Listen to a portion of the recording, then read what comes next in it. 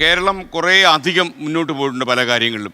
എന്നാലും ഈ സ്ത്രീകളുടെ അവകാശം അല്ലെങ്കിൽ സ്ത്രീപക്ഷം പറയുമ്പോൾ അതിനിപ്പോഴും ഒരു പൂർണ്ണമായ അംഗീകാരം പലയിടങ്ങളിലും കിട്ടുന്നില്ല എന്ന് പറയുന്നുണ്ട്. പ്രത്യേകിച്ച് സ്ത്രീ മുന്നേറ്റക്കാരങ്ങനെ പറയുന്നുണ്ട്.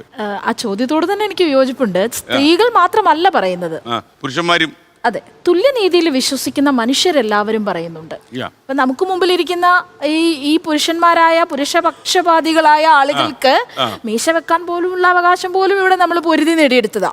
അപ്പം ഇങ്ങനെ നിരവധിയായ പോരാട്ടങ്ങളിലൂടെ നേടിയെടുത്ത അവകാശങ്ങൾ ഞങ്ങൾക്ക് അവകാശമൊന്നും വേണ്ട. ഞങ്ങൾ സ്ത്രീകൾ ഞങ്ങൾ പുരുഷന്മാരെക്കാട്ടി താഴെയാണ്, ഞങ്ങളുടെ ശരീരം ഇംപ്യൂറാണ്, ഞങ്ങൾ വെയിറ്റ് ചെയ്തോളാം എന്നൊക്കെ പറയുന്ന കുറെ മനുഷ്യരും ഈ ലോകത്തുണ്ട്.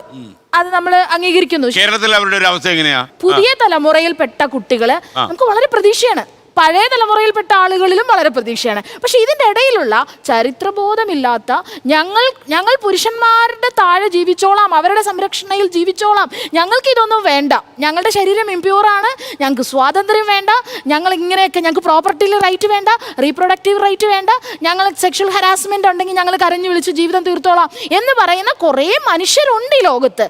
ആ മനുഷ്യരെ നമ്മൾ മനസ്സിലാക്കുന്നു. ആ അവസ്ഥയിൽ നമ്മളതിൽ എന്താ പറയുക, നമ്മൾ നിസ്സഹായരാണ്. പുരുഷന്മാർ പറയുന്നത് നമുക്ക് മനസ്സിലാക്കാം.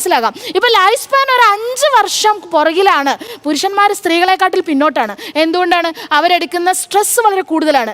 അവർ കുടുംബം സംരക്ഷിക്കുന്നു, അവരെ ഡിപ്പെൻഡ് ചെയ്യുന്ന ആളുകളെ സംരക്ഷിക്കുന്നു, അവരെടുക്കുന്ന റെസ്പോൺസിബിലിറ്റീസ് വളരെ കൂടുതലാണ്. പക്ഷെ ആ റെസ്പോൺസിബിലിറ്റീസ് ഞങ്ങൾ എടുത്തോളാം, 5 വർഷം മുന്നേ ഞങ്ങൾ മരിച്ചോളാം, പക്ഷെ ഞങ്ങൾക്ക് നിങ്ങളുടെ മേലെ നിൽക്കണം എന്ന് പറയുന്ന പുരുഷന്മാരുള്ള ലോകത്ത് അതൊക്കെ തന്നെ അംഗീകരിച്ചു കൊടുക്കാൻ തയ്യാറായ ഒരു ആളുകളുടെ കൂടെയാണ് ഞാൻ ഇരിക്കുന്നത് എന്ന് എനിക്ക് നല്ല ബോധ്യം. മാഡം ഒരു അഭിഭാഷകയാണല്ലോ, അല്ലെ? ഏറ്റവും നമ്മൾ പ്രധാനമായും പഠിപ്പിക്കുന്ന ഒരു വിഷയമുണ്ട്, കോൺസ്റ്റിറ്റ്യൂഷൻ. കോൺസ്റ്റിറ്റ്യൂഷനിൽ തന്നെ ഒരു പ്രധാനപ്പെട്ട പ്രീആമ്പിൾ ഉണ്ട്, അല്ലേ? പ്രീആമ്പിളിൽ മാഡം നേരത്തെ പറഞ്ഞ ഡിഗ്നിറ്റി പറയുന്നുണ്ട്. ആർട്ടിക്കിൾ 21 പേഴ്സണൽ ലിബർട്ടി വിത്ത് ഡിഗ്നിറ്റി എന്ന് പറഞ്ഞത് സ്ത്രീകൾക്ക് വേണ്ടി മാത്രമുള്ളതല്ല.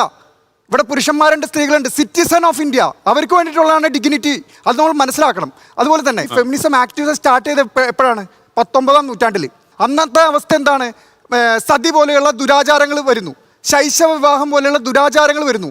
അതിനെ എതിർക്കാൻ വേണ്ടിയാണ് ഇവിടെ ഫെമിനിസം പോലെയുള്ള ഒരു ഐഡിയോളജി നിലവിൽ വന്നത്. അത് കഴിഞ്ഞ് കോൺസ്റ്റിറ്റ്യൂഷൻ നിലവിൽ വന്നു. കോൺസ്റ്റിറ്റ്യൂഷൻ നിലവിൽ വന്നപ്പോൾ എന്താ? Everybody got right.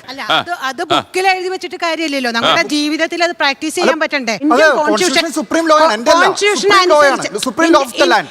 ലോകത്തെവിടെയായാലും ഏത് സമയത്തും 24 വാർത്തകളും ഓഗ്മെന്റഡ് റിയാലിറ്റി പാക്കേജുകളും എക്സ്പ്ലെയിനറുകളും വിശദമായി കാണാൻ ഞങ്ങളുടെ യൂട്യൂബ് ചാനൽ നിങ്ങൾക്ക് സബ്സ്ക്രൈബ് ചെയ്യാം.